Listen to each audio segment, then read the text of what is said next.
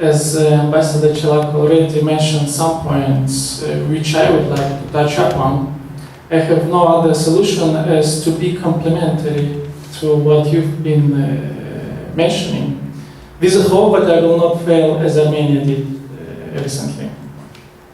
But first I would like to address the question of this forum, because I think it's a very important idea, which luckily get into reality, and because we know that bureaucracy kills a lot of good initiatives. Second, I hope that this is not one occasion meeting. And personally, I would like to have occasion, instead of meeting randomly my friends from Poland in Bucharest or in Warsaw, to have a guaranteed meetings twice per year in one room and having occasion to ask questions why and what. Because I think there is a deficit of communication between the experts community on the Polish and Romanian side. As well, I think it has a practical meaning because think tankers often tend to switch to policy making. So probably among us we have future advisors or diplomats, which in future will facilitate communication between us. I would recall meeting with Deputy Minister of Foreign Affairs from Poland this spring, off the record, with Romanian experts, which is a good initiative. I hope Polish side will continue to do this, and the Romanian side will reciprocate and will engage Polish experts in constant dialogue when visiting Warsaw. And I hope that all this half of a day we are talking and proposing good ideas will not be just exercise, and will have some concrete practical results. What we can do as a think tankers is to write and to generate some new ideas. We are those who don't have the pressure of reacting every day as ministers. We have only pressure of deadlines, but when we are free of deadlines, we can think about future as well. But in my short presentation, I would like to address issues of bilateral trade between Poland and Romania. Shortly about shale gas, but very up to the point what is happening on shale gas debate on EU level. And then to mention a couple of problems, identify some problems and maybe propose some solutions for deepening economic interdependence between Ukraine, Moldova, Poland and Romania. First about trade relationships. The trend is evident. Polish presence in Romania is growing. We have around 460 companies, Polish companies, on the Romanian market, and investments around of 500 million euro. On the other side, there are 3 companies, Romanian, on the Polish market, and investments which total around 50 million euro. The gap is evident. In this case, I think Romanian business people should think about promoting more aggressively their products on the Polish market. Otherwise, the asymmetry in commercial ties will only deepen. Maybe the good idea, which also been discussed between ministers of economy in May this year about organizing a business economic forum, is a good idea and will turn into reality as this forum. I think that the Polish market could be very rewarding for Romanian business people, but it's tough because of high level of competition. On shale gas, shortly, we know that both countries think that shale gas can sustain and help to provide security, energy security, not only for these countries, but also to capture new markets and help Ukraine and Moldova. Yes, there are some drillings underway in Poland. Some investors already withdrew, like ExxonMobil. But some investors discovered very commercially reasonable explorations. This August, ConocoPhillips already mentioned that they discovered and the drills were successful. Romania is only on the beginning of this process. Chevron is getting the authorizations and preparing to start work. The thing is that on European level there is a debate how to regulate the extraction of shale gas. European Commission was tasked to present some drafts which are due to be presented this autumn, no later than December. I think Poland and Romania could coordinate their positions in order to get the rules which respect the environment standards, but are not too restrictive to inhibit development of shale gas. Obviously, in 5 or 10 years, it can reshape energy market totally in Eastern Europe, if successful.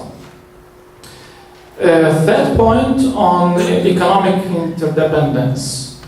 I think we already have a pretty good picture in terms of economic ties between Moldova, Ukraine, Moldova, Romania. Also, the link between Poland and Ukraine is very strong. Trade is growing between Romania and Poland. If it's not up till now very impressive, but it's growing.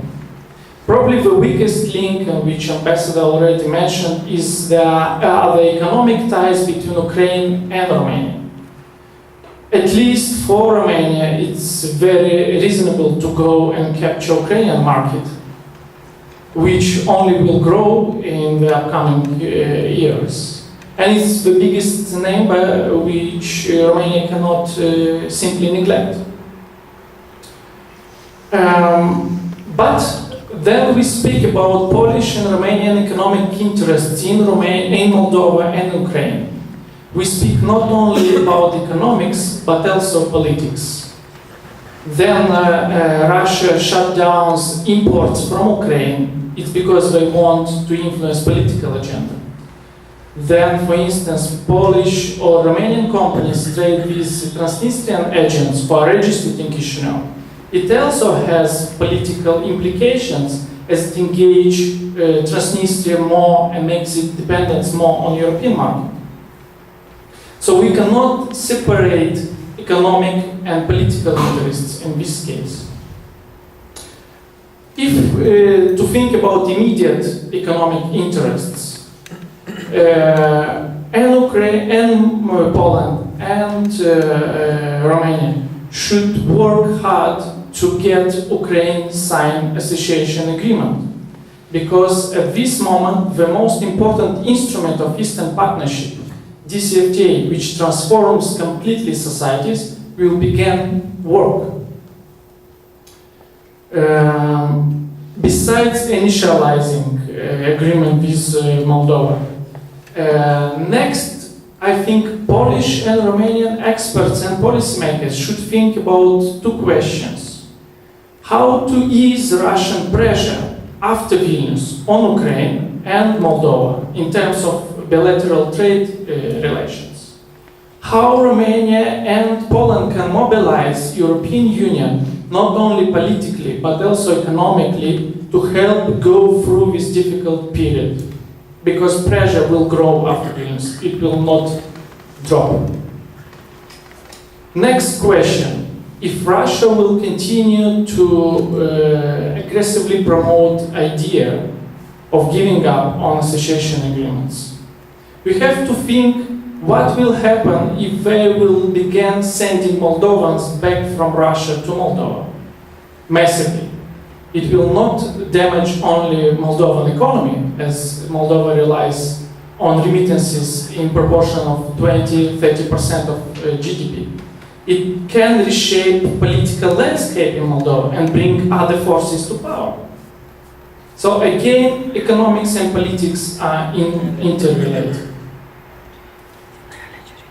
But Russia also is helpful when they exercise pressure. We can see unprecedented cooperation between Party of Regions and opposition in Verkhovna Rada, who are voting EU-needed laws with a cosmic speed.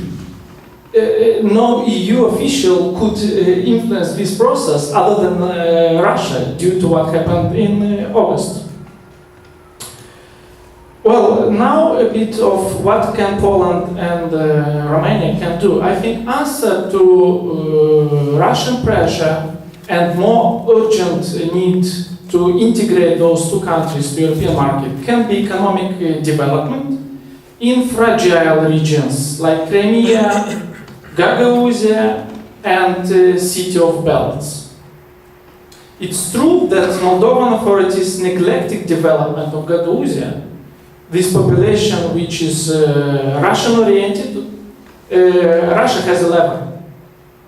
I know that Poland already has some small-scale projects in Gagauzia that should be continued and developed. There are possibilities for Romanian regions, like Galați, to cooperate,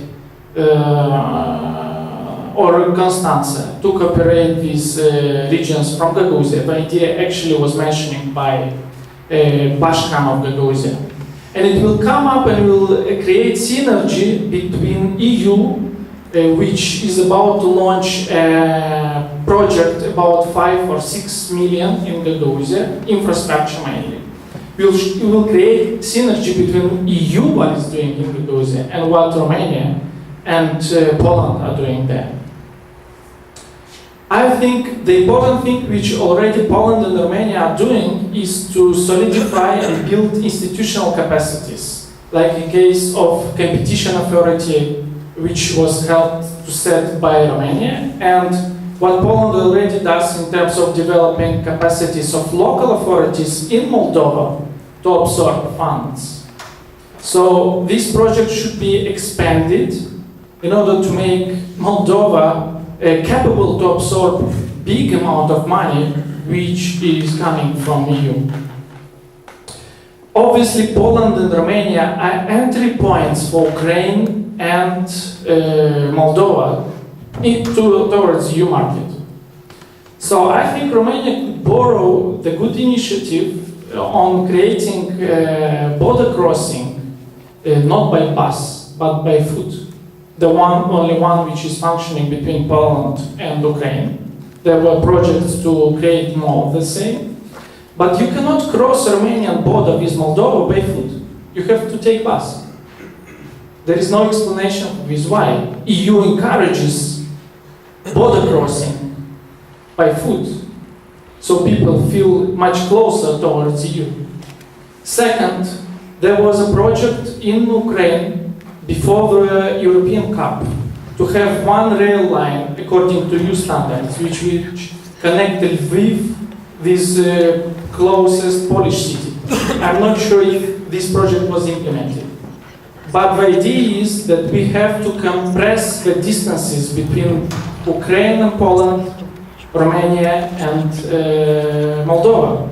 There is a possibility to have a European standard track between Galați and Cahul by the end of this year. But probably the best case would be to extend this construction works, which will allow much quicker passenger traffic and also goods traffic. Energy sector. I think it's important that Poland signed the transit agreement, and which allows Ukraine to import a mixture of Russian and other sources of gas which are stocked in Germany. I think this interconnector should be expanded. On the other hand, I think Romanian and Ukrainian authorities are in negotiations to sign the similar agreement. And I think that this agreement should be signed. Maybe Romania and Poland could think about some projects which are not only about diversification of sources of gas for Ukraine and Moldova, but also improves energy efficiency, as we know that Ukraine consumes pretty much of gas, because they are not energy efficient. I think two last things which are not very much related to economy, but are somehow linked to European integration, and European integration is much more complex than only dealing with economics. I think there should be concerted efforts to push for positive recommendation at Vilnius for visa-free with Moldova, as it will create a precedent of one Eastern Partnership country getting visa-free. It also will help Ukraine.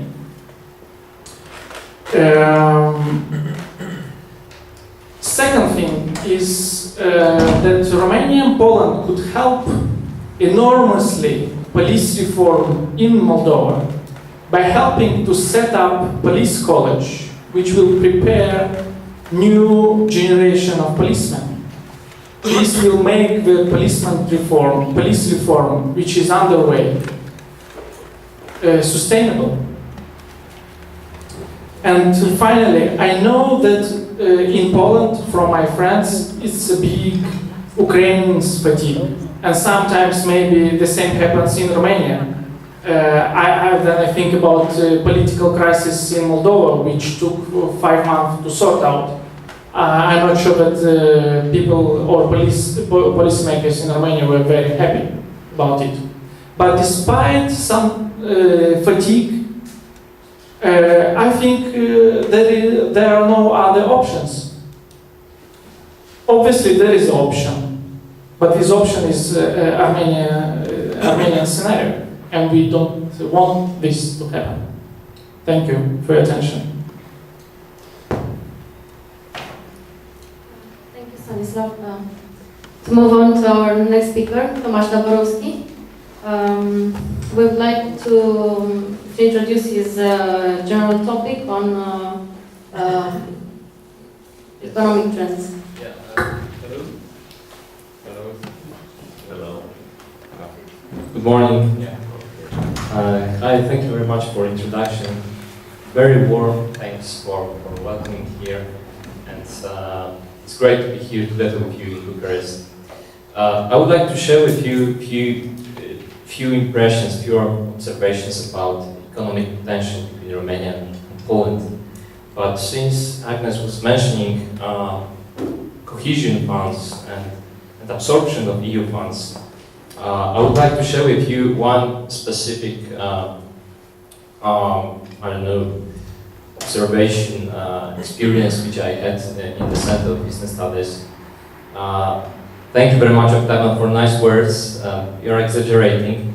But what we do in Center is monitoring most important political and economic situation in Polish neighborhood, in Central Europe, Southeastern Europe, former Soviet Union countries. And one of the projects which we are involved was advising negotiation process during EU budget negotiations. And we were asked to find out what are the priorities, what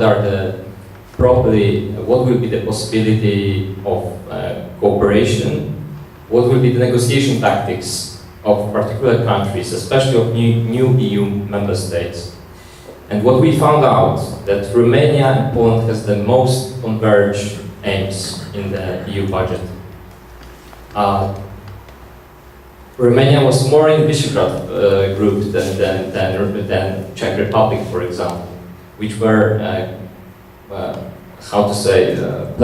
sitting on the fence. They were in the cohesion friends group, and they were supporting also Germany to cut the EU budget. Romania and Poland has the same level of understanding as far as cohesion funds and common agricultural policy. But I'm not saying only about this general support for these policies, but very detailed technical questions which were developed. Agnes was also mentioning how to transform the Polish success story about good level of absorption of EU funds to Romania. I think it's already being done because Poland and Romania started to exchange views about reform of regional reforms. Regions in Poland are the key source for good results of absorption of EU funds. Since Romania is very small regions, the level of absorptions were quite low. But I think that the cooperation is already starting, so I hope it will be better soon. Now let me address a few remarks, very interesting remarks from Stanisław and Mr. Ambassador. I would like just to stress a few recommendations which could be put to our policymakers. First is single market. Mr. Ambassador was saying that we have different prices of gas, and clearly there is something not correct. Of course, there is market failure. The markets are not connected. The prices cannot converge. So the only possible way is to create single market. And actually, it's a very good example to see how its power market and gas markets are integrating. Because power market, Mr. Ambassador mentioned that there is a need for cooperation. Actually, it's happening right now. And Poland and Romania joined the initiative to create market coupling with Czech Republic, Slovakia, and Hungary. And this project should conclude in 2014, and officially power markets should be connected. Of course, there will be no need, no so much interconnectors, but the market coupling is a mechanism of optimization of flows between countries, and this could trigger creation of single market. And this is happening already a few years. Czech Republic, Slovakia, and Hungary done it 2 years ago. Poland, Romania is joining right now. And what is the experience, lesson learned from this, which can be drawn from the process, is that it was process clearly business-driven. This was, we can say that 80% of people who were doing this project were transmission system operators, were regulatory authorities, and at the end was some policy making in this. But it was stakeholders who were interested in making the single market, who were initiating this initiative. What is not happening in gas market is over-politicization of gas market, and we can see that gas market is still very far away from integration of power market. But this is one of the first recommendations which I would like to draw to your attention, that we could create single gas market together, and Poland is already started to create regional gas market within Visegrad countries. This is trying to pursue the similar philosophy of power market integration. I mean, there is the whole burden of integration will be put on regulatory authorities and on transmission system operators. Policy is behind. I hope it will create incentive for creating single market. Second recommendation, I totally agree. I cannot more agree with competitiveness. And I think Poland, Romania, and other countries in Central Europe should create some kind of club of competitiveness. Because what we see in the last few years, that the process of catching up of Western Europe is stagnating right now. All new member states for a few years were catching up very fastly until the financial crisis came, and converging to the Western Europe standard stopped, and it's now at very low level. So that until European Commission is pursuing policy of putting very high ambitious environmental standards, this could be very challenging issue to introduce competitiveness. And one more thing about Eastern Partnership and the neighborhood. We are talking a lot about the policy making, but I think that interesting idea could be finding synergy between the new strategy and Eastern Partnership. Eastern Partnership is some kind of pet project for Poland and Sweden, while the new strategy was launched by Romania with Austria. And this, the new, of course, is macro-regional strategy, and it's focusing on the very low technical projects. But what is interesting in this strategy that it involved also Moldova, Ukraine, Serbia.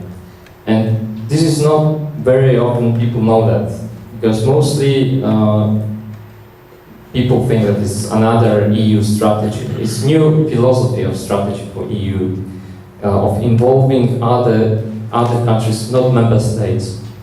And I think this could be very challenging to try to find some kind of connection between these two initiatives, because Eastern Partnership is very attractive, or less, as far as Armenia, for this governmental level, while the new could be very interesting for small local authorities in these countries. Thank you. Without further ado, we'll pass to our last speaker, Ms. Sofia. Thank you very much. So thank you very much for the possibility to share my ideas with you, but also thank you very much for your presence, as well to the speakers, as well to the precious audience. And I will try not to provoke your patience too long and to be as short as possible and as clear as possible. I decided to focus on the regional dimension of economic cooperation between Poland and Romania, since we have already touched upon bilateral trade, we have already extensively touched upon energy issues, upon the possibilities of common negotiation on the EU platform. Therefore, I decided to focus on the regional dimension, and the most natural framework for this is obviously the Eastern Partnership, where Romania and Poland share quite a lot of interest. So the main questions that I would like to address are, first of all, why Poland and Romania should cooperate in the Eastern Partnership beyond the multilateral framework that the EU is offering. Why should they in the future focus more on the economic aspects of the Eastern Partnership? And in the end, I would also like to provide some concrete ideas for the future to take. So, well, what's the background of Polish and Romanian common interest in the Eastern Partnership? Actually, at the very inception of the Eastern Partnership, Romania was not as much interested in the initiative as it is today. Why? Because it feared that this would overshadow its own aspirations regarding the Black Sea region. Then a few years have passed. This impetus has faded away to some extent, not necessarily because of Romania, but also because of the international conjuncture. In any case, today what we see is that there are several interests that Poland and Romania can share in the Eastern Partnership. What arguments can we find, both for Romania and for Poland, to cooperate also on a bilateral level when it comes to the neighborhood? Well, for Poland, the primary regional partners, its neighbors in the in action for the Eastern Partnership, are its Visegrad partners. Yet it is obvious that Poland is far more interested in this regional dimension than its Visegrad partners. In this respect, we can find much closer bonds between Romania and Poland. If to think of Romania, from the Romanian perspective, the Polish reputation in terms of diplomacy, in terms of proactive action on the EU level diplomacy, is very much welcomed. Besides, if we think of the devotedness of Romanian foreign policy towards Moldova, from an international observer's point of view, we can often meet accusations on some revisionist grounds. If to couple up Romania and Romania with the much more natural stance of Poland towards Moldova, which is mostly motivated by recent trends and current interests rather than some historical reasons, this can neutralize the common action and it can lead to a really healthy cooperation. If we take a look at the current stance, the current state of affairs in the Eastern Partnership, we can observe that the framework is becoming too vague. As Prime Minister Iurie Leancă has just remarked 2 days ago with the occasion of his visit in our institute in Warsaw, the Eastern Partnership has to a large extent already achieved its goals, at least the ones which were formulated at its inception. Now there is time to move forward and there is time to formulate a much more country-specific policy, which is more emphasizing the individual achievements of these countries. In this respect, Poland and Romania are the ones who can really give some added values because of their specific relations and because of their natural and direct interest to Moldova and Ukraine respectively. I'm emphasizing, of course, the whole time Moldova and respectively Ukraine because of the large expertise that these two countries have in Moldova and Ukraine. And as a result of this, the wide array of tools that both Romania and Poland can have in this region.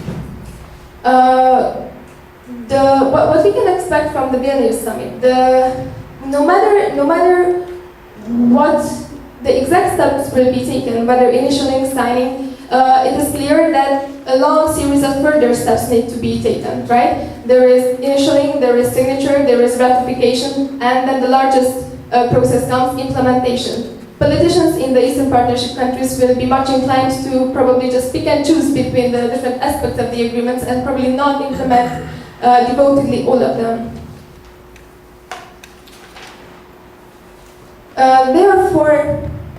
Therefore, we also have to take into consideration what, in terms of economic development, has been taking place since the inception of the Eastern Partnership. A recent Polish study actually shows that during the past few years, despite all the efforts that has been taken by the EU to eliminate the trade barriers and to increase the trade volume between the EU and the Eastern Partnership countries, actually there hasn't been noticed a significant increase in the EU's share in the trade volume of the Eastern Partnership countries. The only exception here is Moldova, where for the period of 2004-2011, so since the beginning of the European neighborhood policy, there were some 11%. There was an 11% increase mark. However, in the case of Ukraine or Georgia, which along with Moldova achieved the most progress in terms of political development and in terms of the development of negotiations in European accession, such a high-scale increase in bilateral trade has not been remarked. This means, this leads us to the question, what can we expect from the DCFTA in the case of Moldova and Ukraine once it will be in place?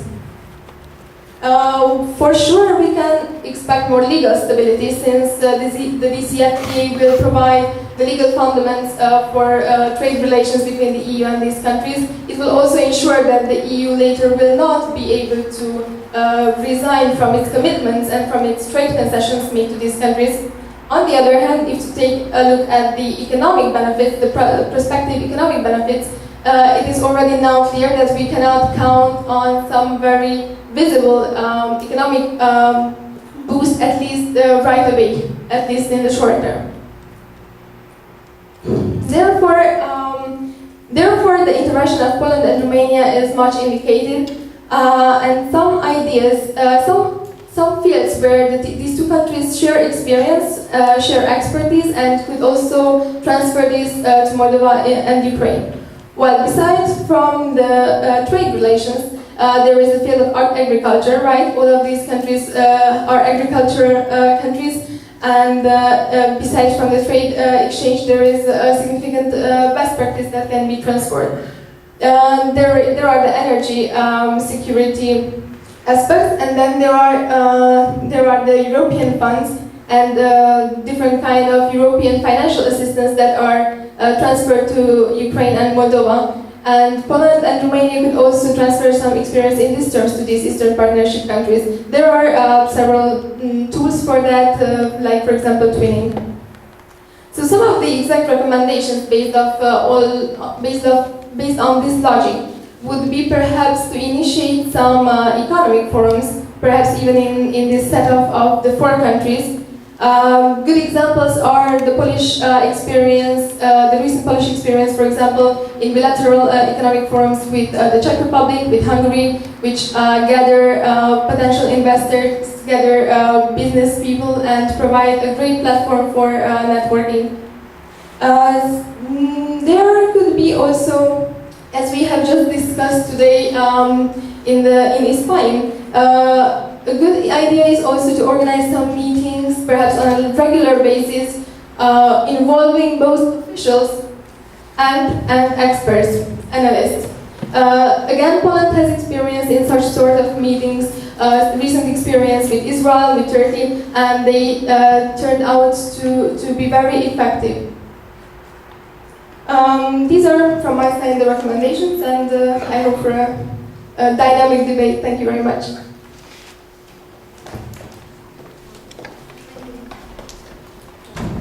Thank you. Thank you for your presentations. I would like to open the floor for comments and questions from the audience.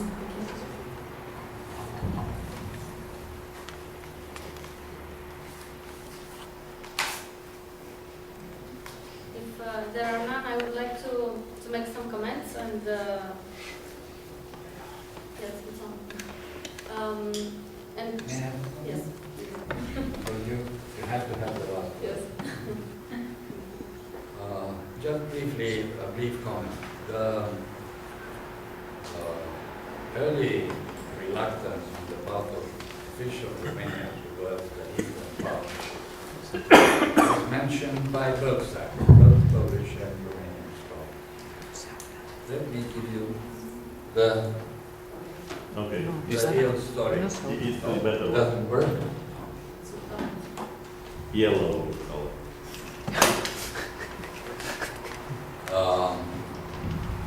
After the Dayton Accords and other arrangements for former Yugoslavia, we were told in a friendly manner, but bluntly enough, by American friends, the official but discreet diplomatic level, that if Romania has any bilateral interest in the Balkans, the United States administration will help. But forget about grand strategic designs for Romania in the Balkans as we did in the 20s and 30s of the last century. Because the balance of strategic interests is so delicate, and it was so hard to achieve that sort of balance that they didn't want any disturbance. But we would certainly welcome Romania to take the lead, to have leadership on the Black Sea. And here, a horrific error of translation happened. Because the official Romania interpreted take the leadership, not as come up with ideas and projects. But some people interpreted it in Bucharest, you are the boss for the Black Sea. Hence, a rather narrow-minded and clever by half initial attitude of reservation or competition from Poland and Sweden. They are the boss for the eastern part, including the important portion of the Black Sea where we were supposed to be.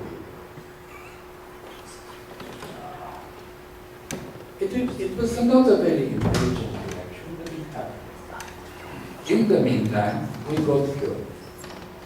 So there is no residual element of reservation about Eastern Partnership. We are fully and wholeheartedly behind it, and I hope that delusions of grandeur on the Black Sea on the part of Romania are also a growing stage which has been already done. So I want to put your heart at rest. Romania has no recognition of the Eastern Partnership coming. Just I'd like to add something to your comment.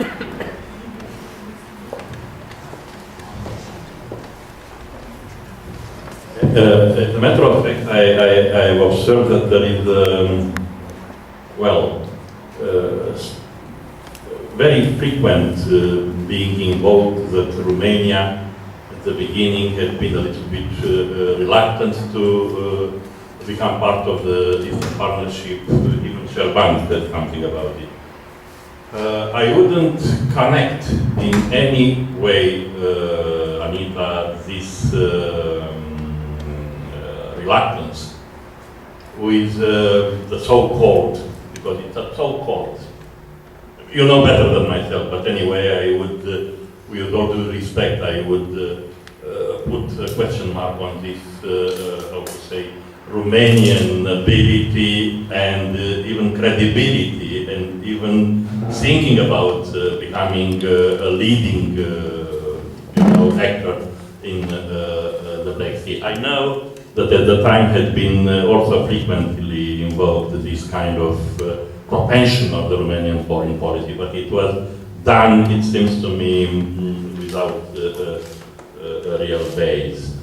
So it seems to me that even if it was such kind of reluctant attitude from the part of Romania, it's due to the fact that somebody else read very well what would happen in advance of Romania, what would happen in the Caucasus, and what would be the answer of USA in Caucasus and of Europe.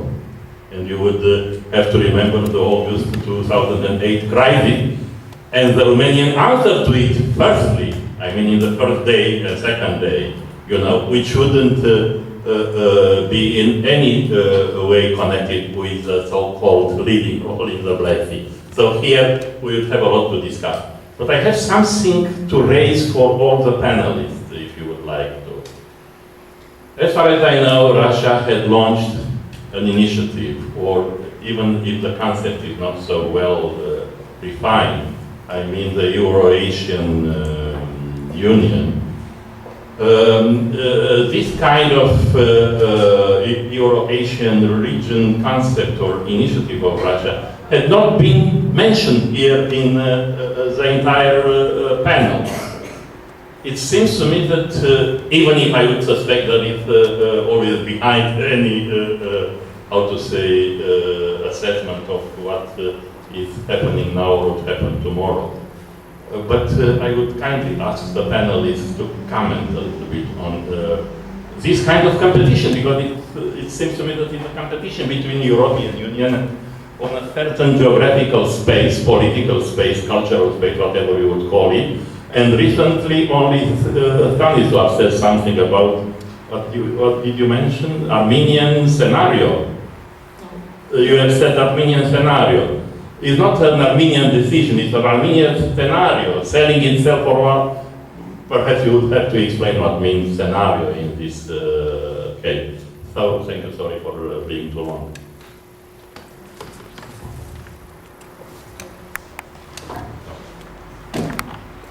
There are other questions from the audience?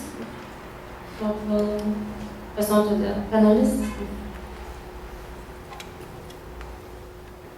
Yeah, probably. I have to address. Have to address. Okay, it's on. I have to address what Professor Ionescu mentioned about the Eurasian Union and the Armenian scenario. Probably the easiest part is the Armenian scenario.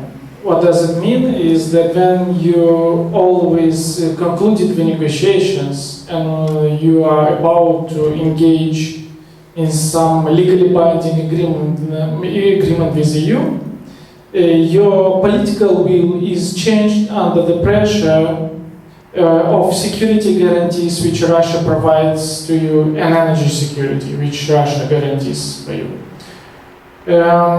Of course, situation of Armenia and Moldova is different.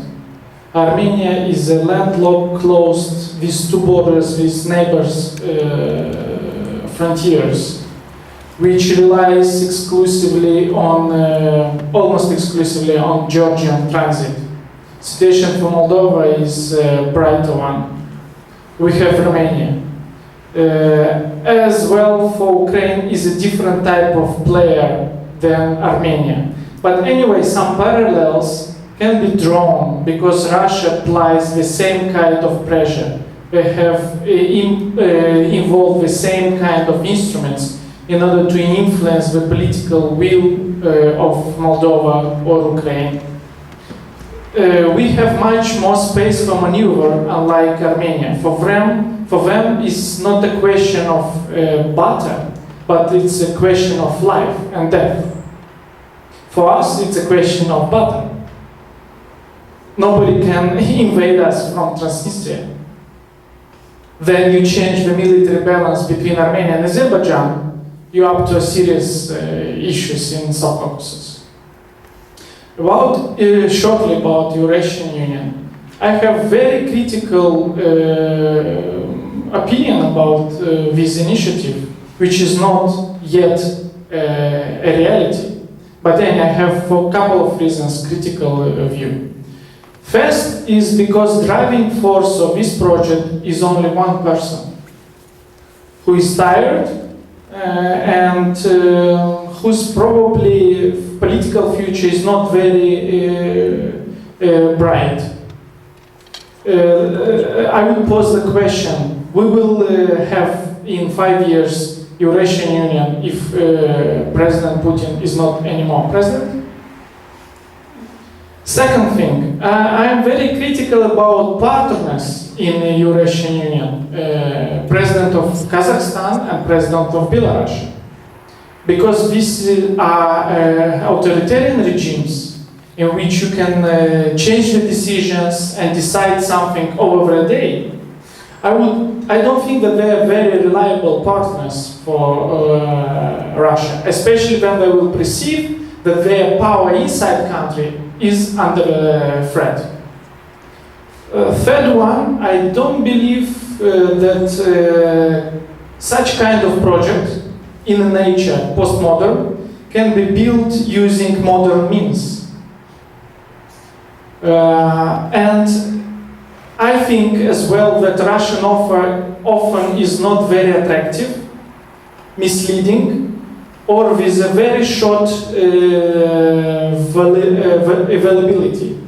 When I say this, I mean the prices of gas, which if they will grow as they are growing inside Russia, the price for members of customs union will grow as well. Third thing, I think that some instruments or threats which Russia announced will not be implemented actually. For instance, let's think what will happen if Russia will send back home, for instance, all citizens of Azerbaijan or all citizens of Armenia. This will create tensions close to the most vulnerable region of Russia, North Caucasus. So basically when you do this, you shoot yourself in the foot. I think we can bring many reasons why Eurasian Union is not a feasible project. But let future decide if the project will fly or die stillborn.